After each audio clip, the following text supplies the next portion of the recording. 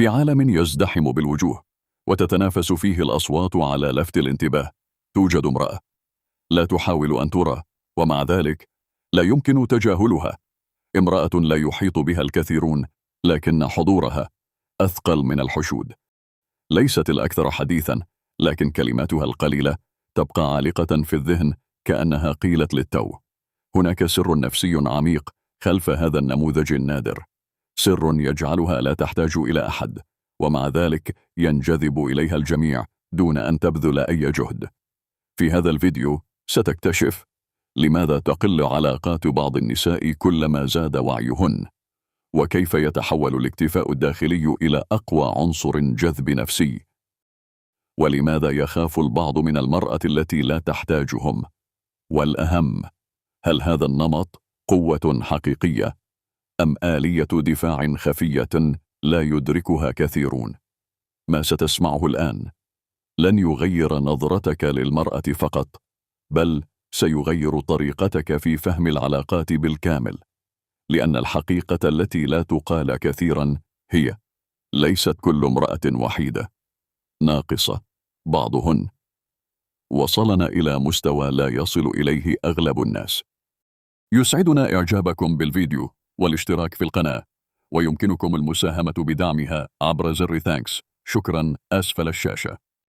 تسير بهدوء، لا تسرق الأنظار بصخب، لكنك تشعر بشيء داخلك يلتفت إليها رغما عنك، ليس لأنها تحاول، بل لأنها لا تحاول. هذه المرأة تحديدا هي التي حيرت علم النفس قبل أن تربك الرجال. القاعدة البسيطة تقول: كلما زادت العلاقات زاد الإشباع الاجتماعي، لكن هذه القاعدة تنهار تماما أمامها، لأنها لا تحتاج العدد. هنا تبدأ أول إشارة مهمة. الإنسان الذي لا يسعى لملء وقته بالناس غالبا لا يعاني من فراغ، بل يمتلك ما هو أخطر: اكتفاء داخلي حقيقي. وهذا ليس كلاما إنشائيا.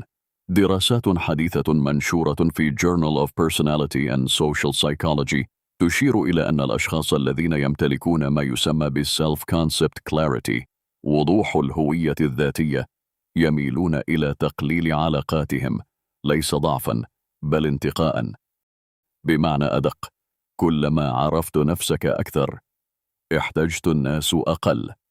وهنا السر الأول الذي لا يقال: هي لا تقلل الناس، هي ترفع معاييرها. لذلك لا تجدها في كل مكان، ولا مع كل أحد، ولا في كل حديث.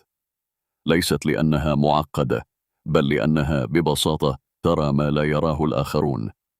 ترى التناقض خلف الكلمات، وترصد النوايا خلف الابتسامات، وتشعر بالطاقة قبل أن تسمع الجملة. وهذا النوع من الإدراك مرهق، لذلك بدل أن ترهق نفسها بمحاولات التكيف مع الجميع، اختارت أن تختار. وهنا نقطة التحول. الاختيار عندها ليس رفاهية، بل حماية، حماية لهدوئها، لتركيزها، ولنفسها التي تعبت حتى وصلت لهذا الاتزان. لاحظ كيف تتعامل مع الصمت. الصمت عندها ليس فراغا، بل مساحة، مساحة تفكر فيها، ترتب، تراجع، تتأمل.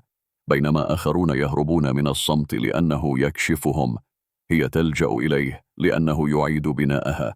وهذا يقودنا لشيء أعمق. لماذا تبدو هذه المرأة مريحة جدا لمن يفهمها، ومقلقة جدا لمن لا يفهمها؟ السبب بسيط وخطير في نفس الوقت. هي لا تعطيك ردود الفعل التي اعتدت عليها، لا تطارد، لا تتوسل الاهتمام، لا تشرح نفسها كثيرا، ولا تحاول كسبك. وهذا يضعك أمام نفسك مباشرة، فإما أن ترتقي لمستواها أو تشعر بعدم الارتياح وتنسحب. وهنا تأتي إحدى أهم النقاط النفسية التي أكدت عليها أبحاث في Harvard Study of Adult Development، أحد أطول الدراسات في تاريخ علم النفس. ليست كثرة العلاقات هي ما يحدد جودة حياتك، بل عمقها وجودتها. وهذه المرأة فهمت ذلك مبكرا، لذلك لا تبهرها الكثرة، ولا تخدعها الضوضاء الاجتماعية، ولا تركض خلف كل فرصة واصل. هي تسأل سؤالا واحدا فقط: هل هذه العلاقة تضيف أم تستهلك؟ إذا كانت تستهلك فهي خارج حياتها بهدوء تام. وهنا يظهر جانب قد لا يراه الكثيرون. هذه المرأة ليست باردة، بل دقيقة. مشاعرها ليست ضعيفة، بل مدارة بوعي. هي تشعر بعمق، وهذا تحديدا ما يجعلها نادرة.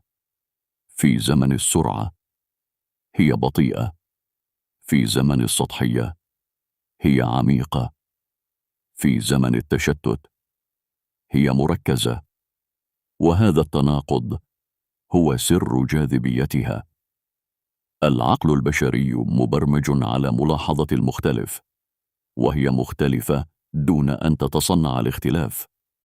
وهنا قد يتبادر سؤال مهم: هل هذه القوة طبيعية أم نتيجة تجارب؟ الإجابة الصادقة: كلاهما.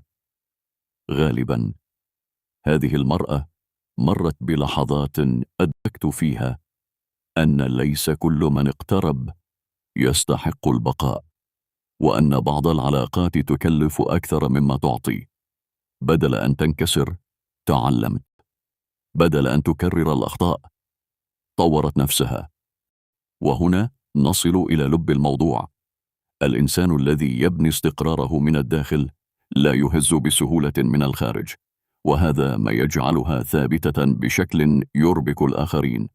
هي لا تتغير حسب من أمامها، ولا تتلون حسب المواقف، ولا تتخلى عن قيمها لتكسب أحدا.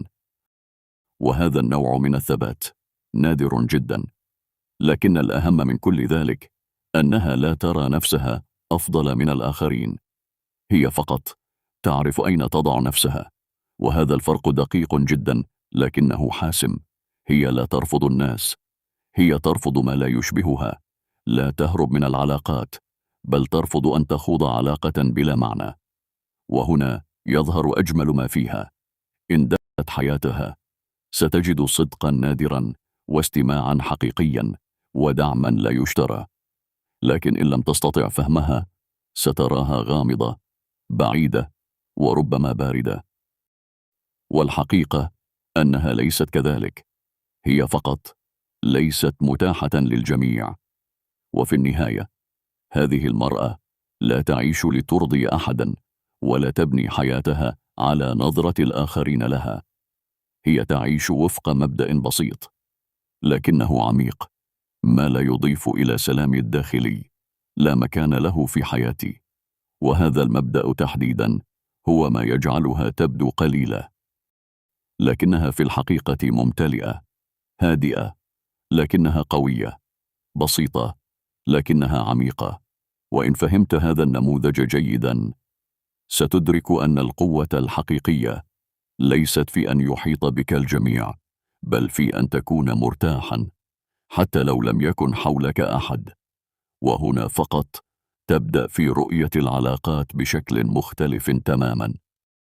احذر: المرأة التي لا تتجاهل لا تخسر الآخرين فقط، بل تخسر نفسها أولا. بصمت. الآن القصة الكاملة التي لا يخبرك بها أحد تظهر أمامك على الشاشة. اضغط وشاهد الحقيقة، ولا تنسى الإعجاب بالفيديو والاشتراك في القناة.